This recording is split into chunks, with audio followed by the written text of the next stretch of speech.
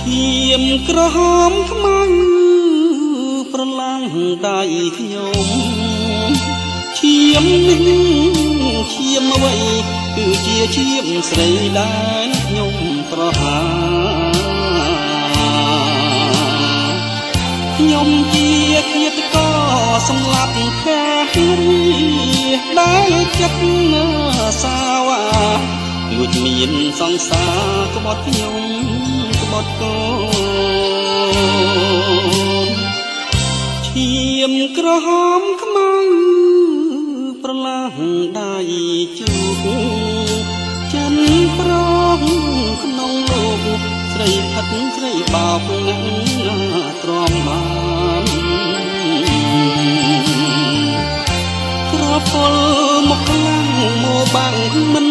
ខានប្រហាឲ្យបានរួចទេញាក់ប្រានតែអស់ហើយកូនអើយកូនតូចងូតងួចរកម្ដាយស្ដាយអាណិតខុសមួយជីវិតរួងចិត្តឈឺផ្សាពីថ្ងៃនេះទៅកុំព្រាមេដាកូនហើយកូនប៉ាសារភាពឆាប៉ាខុសហើយកូនចិនខ្លាំងខ្លាយខ្លួនជានាងសំឡាប់មិត្តអើ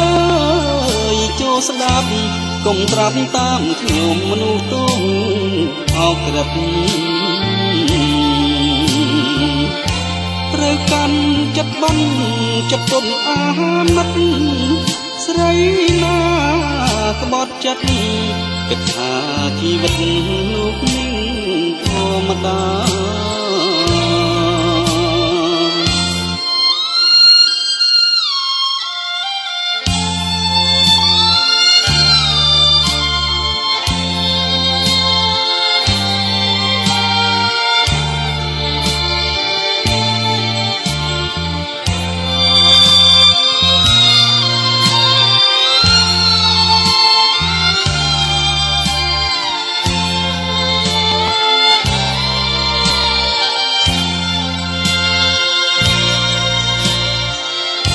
ចិនខ្លាំងខ្លាយខ្លួនជានាងសំឡាប់មិត្តអើយចូលស្ដាប់